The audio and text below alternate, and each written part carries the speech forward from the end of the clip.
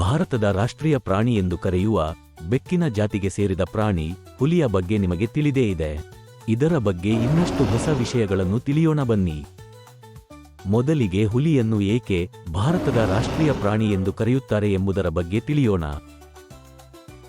ಅದರ ಸೊಬಗು, ಶಕ್ತಿ, ಚುರುಕುತನ ಮತ್ತು ಅಗಾಧ ಶಕ್ತಿಯಿಂದಾಗಿ ಪ್ಯಾಂಥೆರಾ ಟೈಗ್ರಿಸ್ ಅನ್ನು ಭಾರತದ ರಾಷ್ಟ್ರೀಯ ಪ್ರಾಣಿಯಾಗಿ ಆಯ್ಕೆ ಮಾಡಲಾಯಿತು. ಹುಲಿ ಎನ್ನುವ ಬದಲು ಪ್ಯಾಂಥೆರಾ ಟೈಗ್ರಿಸ್ ಎಂಬ ಹೆಸರು ಏಕೆ ಬಂತು ಎಂದು ಯೋಚಿಸುತ್ತಿದ್ದೀರಾ? ಏಕೆಂದರೆ ಹುಲಿಯಲ್ಲಿ 9 ಜಾತಿಗಳಿವೆ. ಅದರಲ್ಲಿ 6 ಜಾತಿಯ ಹುಲಿಗಳು ಮಾತ್ರ ಈಗ ಉಳಿದುಕೊಂಡಿವೆ. ರಾಯಲ್ ಬಂಗಾಳ ಹುಲಿ ಅಥವಾ ಬಂಗಾಳ ಹುಲಿಯನ್ನು ಪ್ಯಾಂಥೆರಾ ಟೈಗ್ರಿಸ್ ಎಂದು ಕರೆಯುತ್ತಾರೆ. ಬಂಗಾಳ ಹುಲಿಗಳು ಸಾವಿರಾರು ವರ್ಷಗಳಿಂದ ಭಾರತದ ಸಂಸ್ಕೃತಿಯಲ್ಲಿ ಬೆರೆತು ಹೋಗಿದೆ. ಪಶುಪತಿ ಮುದ್ರೆಯ ಮೇಲೆ ಚಿತ್ರಿಸಲಾದ ಪ್ರಾಣಿಗಳಲ್ಲಿ ಇದು ಒಂದಾಗಿದೆ.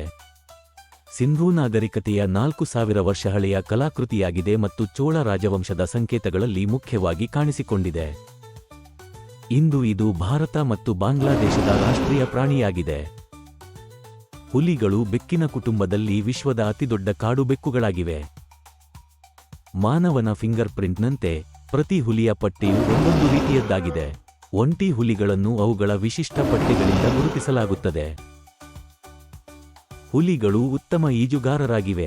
ಇವು ನೀರಿನಲ್ಲಿ ಆಡುವುದನ್ನು ತುಂಬಾ ಇಷ್ಟಪಡುತ್ತವೆ ಮತ್ತು ಹಲವಾರು ಗಂಟೆಗಳ ಕಾಲ ನೀರಿನಲ್ಲಿ ಇರುತ್ತಾರೆ. ಹುಲಿಗಳು ಪೂರ್ಣ ವೇಗದಲ್ಲಿ ಗಂಟೆಗೆ 65 ಕಿಲೋಮೀಟರ್ ಓಡಬಹುದು. ಹುಲಿಯು 10 ಸಲ ಹೊಂಚು ಹಾಕಿಯೂ ಒಂದು ಬೇಟೆಯಾಡಲು ಮಾತ್ರ ಸಾಧ್ಯವಾಗುತ್ತದೆ. ಆ ಒಂದು ಬೇಟೆಯು ಅದರ ಒಂದು ವಾರದ ಆಹಾರವಾಗಿದೆ. ಇವುಗಳು ಎಷ್ಟು ಶಕ್ತಿಶಾಲಿಯಾಗಿವೆ ಎಂದರೆ ಇದರ ಪಂಜದ ಒಂದು ಹೊಡೆತ ಮನುಷ್ಯನ ಮೂಳೆಗಳನ್ನು ಮುರಿಯಬಲ್ಲದು. ಹೆಚ್ಚಿನ ವಿಷಯಗಳಿಗಾಗಿ ಈಗಲೇ ಸಬ್ಸ್ಕ್ರೈಬ್ ಮಾಡಿ. ನಮ್ಮ ಲೈಬ್ರರಿ